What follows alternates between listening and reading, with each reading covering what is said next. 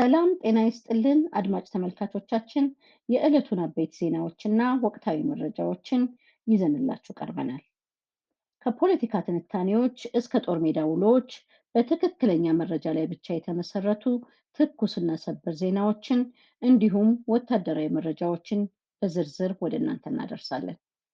ለቻናላችን አዲስ የሆናችሁ ተከታታዮቻችን ትኩስና የተረጋገጡ መረጃዎች በፍጥነት እንዲደርሷችሁ ሰብስክራይብ፣ ላይክ በማድረግ ቤተሰብ እንድትሆኑ በአክብሮት እንጋብዛለን። ለሌሎች ተደራሽ እንዲሆን በማጋራት አግዙን።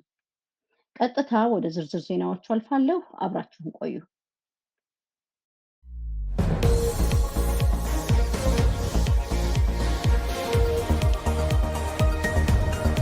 ሰበርና አሳዛኝ መረጃ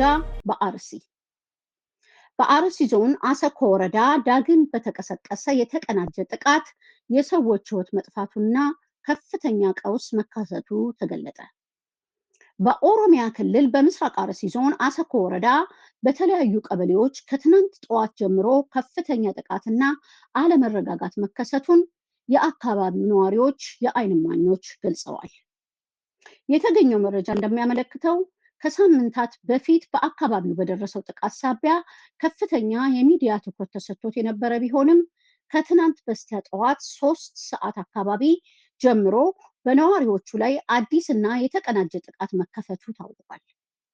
እስካሁን ከተለያዩ የዓይን እማኞች በተገኘው መረጃ መሰረት ግጭቱ መጀመሪያ የተቀሰቀሰው በብዮ ቀበሌ ሲሆን በአጭር ሰዓታት ውስጥ ወደ ጨፌ ቀበሌ፣ እሬቻ ሚካኤል ቀበሌ፣ ለንጫ ኦዳ፣ በበራርቲ ጫካ ውስጥ ኳስ ድሬ፣ ዲቡ፣ ሱንቴ ማርያምና ወራምቡስ አካባቢዎች በፍጥነት ተስፋፍቷል።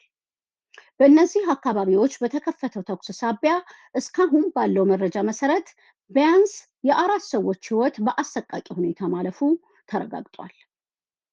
የአካባቢው ነዋሪዎች እንደገለጹት ይህ አሰቃቂ ጥቃት የተሰነዘረው ቁጥራቸው ከ1000 በላይ ሊገመት በሚችል ከፍተኛ ኃይል ባላቸው ታጣቂዎች ሲሆን የጥቃቱ ዋነኛ ዓላማም በአጭር ቀናት ውስጥ ነዋሪዎችን ሙሉ በሙሉ በማፈናቀልና ንብረታቸውን በመዝረፍ ቀውሱን በፍጥነት መቋጨት እንደሆነ ነዋሪዎች በከፍተኛ ስጋት አስታውቀዋል። ከወር በፊት ታሪካዊው የጠለታ ገብርኤል ቤተክርስቲያን በተቃጠለበት ስፍራ ላይ ወደ 75 የሚጠጉ የፌዴራል ፖሊስ አባላት ካምፕ ሰርተው ቢቀመጡም ታጣቂዎቹ የጸጥታ ኃይሉን ጥበቃ ጥሰውና አልፈው በመሄድ በነዋሪዎች ላይ ጥቃት ሲፈጽሙ መታየታቸውን የዓይን እማኞች ይናገራሉ። በተጨማሪም የወረዳው አመራሮችና ካድሬዎች ሆን ብለው የነዋሪዎችን ህጋዊ የመከላከያ መሳሪያዎች በመንጠቅ ህዝቡን ባዶ እጁን እንዲቀር ማድረጋቸውንና ከታጣቂዎቹ ጋር በቅንጅት እየሰሩ መሆኑን ነዋሪዎች በምሬት ገልጸዋል።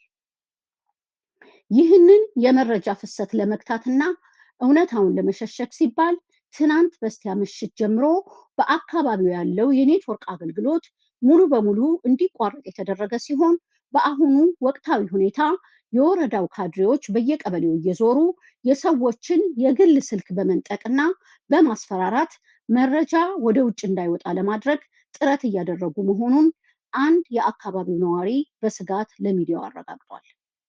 በአሁኑ ሰዓት በአሰኮ ወረዳ ያለው አጠቃላይ ሁኔታ እጅግ አሳሳቢ ደረጃ ላይ መድረሱም ተገልጿል።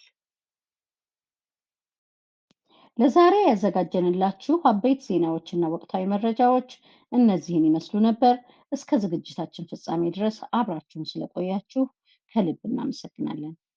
መረጃዎቹ ተደራሽነታቸው እንዲሰፋ ቪዲዮውን ላይክ እንዲሁም ለሌሎች እንዲደርስ ሼር በማድረግ አግዙን። እስካሁን ሰብስክራይብ ያላደረጋችሁም የቻናላችን ቤተሰብ እንድትሆኑ በድጋሚ እናስታውሳለን። በሌሎች ወቅታዊና የተረጋገጡ መረጃዎች በቀጣይ ዝግጅታችን እስከምንገናኝ ድረስ ቸርን ሰንብቱ።